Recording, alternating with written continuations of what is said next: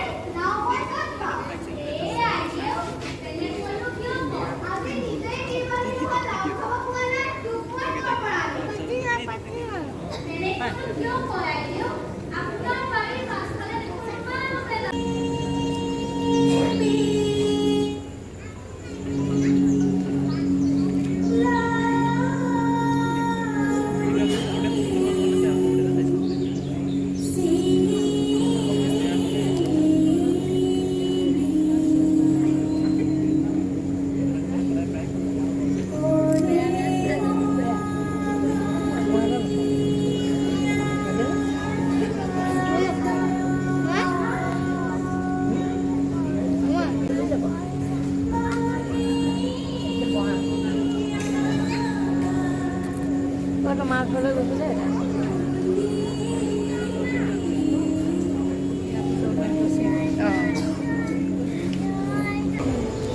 বহুত তাপ পৰিছে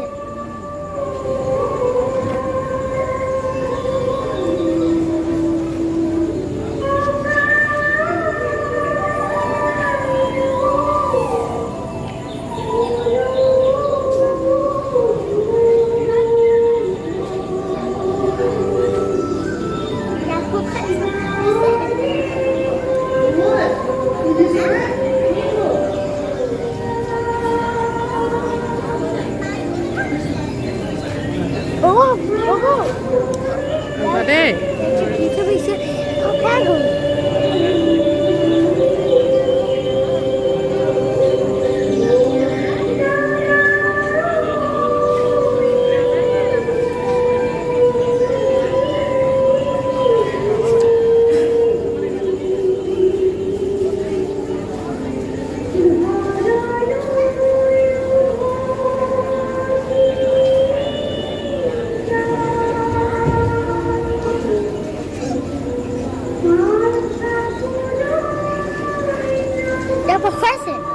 লৰি দেই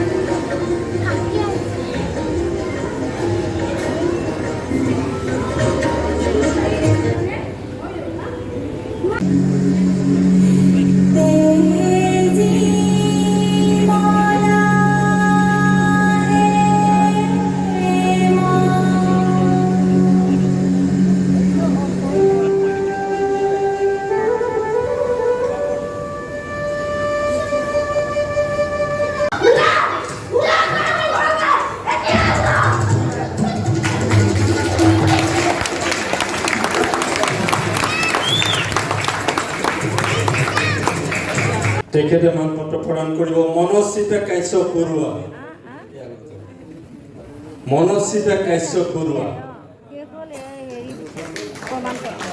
নগুৱা কৰিলে উপায় ও মোৰ উপজাঠাই